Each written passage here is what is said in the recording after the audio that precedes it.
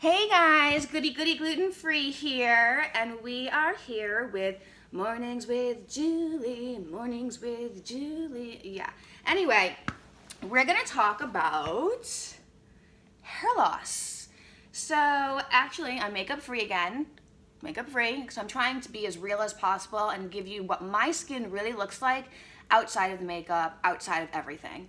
And you can see that it's pretty clear with the exception of some scarring, which is great. And if you have some acne issues that you want to talk about, I'm your gal, okay? So I was actually going to talk about hair today, but maybe we should talk about skin today.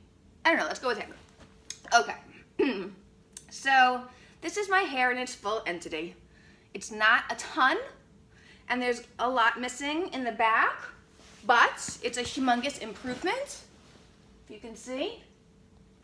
And know that yours will get that way too. So the first thing to decide is, do you have telogen effluvium, which is a non-permanent form of alopecia, or do you have what they consider early genetic hair loss or early hair loss from aging? So the way to figure that out is to go to the dermatologist. They numb your head a little bit right up here, and they take a little chunk of the hair from the root, and they test it at their lab, and they can determine what kind of hair loss it is. So that's where you want to start. You want to know what kind of hair loss you're dealing with, so then you can then put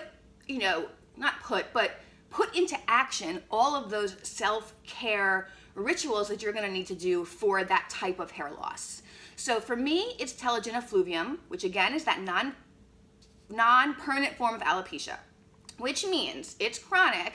And what that means is when there's stress, or when I'm overwhelmed, or when there's a flare, I will start to shed and it will start to come out again, like it's actually doing now. I mean, like I was combing my hair and I had a lot of hair coming out, and I was just like, oh my God, hair, like seriously? But what it is a condition. So if you start to treat it like you're in healing and this is a condition, and you're not looking for your miracle fix, and you're willing to put in that work to get yourself healed, then let's get on that journey. But if you want to just that miracle quick fix Rogaine situation, you're not gonna want to be in this conversation. That's not where we're going, because when you're using Rogaine, women's Rogaine, men's Rogaine, if you continue to use it, your hair will continue to grow. The moment you stop, the effects of the Rogaine leave your system, and you will start to notice loss again. So that is actually the first and foremost, most important thing about hair loss. Your next move is the comb that you use. Do not use a brush. Do not use anything that's gonna pull. And the way you're gonna do it is you're gonna hold it like this, wherever your hair loss is, and comb it out, like that. And I didn't do it all over here like that. So you're combing it out, but you're holding it because you want to give it that support. If you start combing it from the root, you're going to pull it out. And right now, with all that hair loss, your scalp is really inflamed. It's going to be easily able to pull out. So what you want to use is this comb and be super gentle to your baby hair, and really consider it like baby hair, because when you have hair loss and it's growing back, it's so fine and so thin. So that's what you want to take into account. Okay? So let's start with that. Then, if you're having burning in the head, my favorite mask is aloe. So you just put some aloe all into your scalp and let it sit over there for like overnight or 20 minutes, whatever you want, then wash it out and shampoo and condition as usual.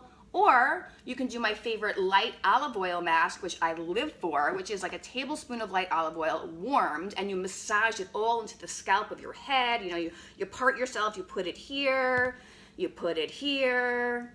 You just keep parting it, and you put it here, and you put it here. And if it's really bothering you in the back, you make like a hole like this, and then you pour the light olive oil into here, and you massage it like that.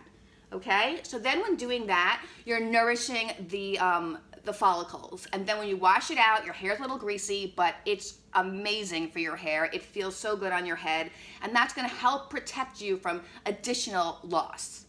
So that's that, and I gotta go now, I gotta go now, I gotta go now. But I hope you loved this healing session, and stay tuned for more healing with Julie tomorrow. So, mwah, goody goody gluten-free, bye-bye, bye-bye, we're gonna heal, we're gonna heal, we're gonna heal together.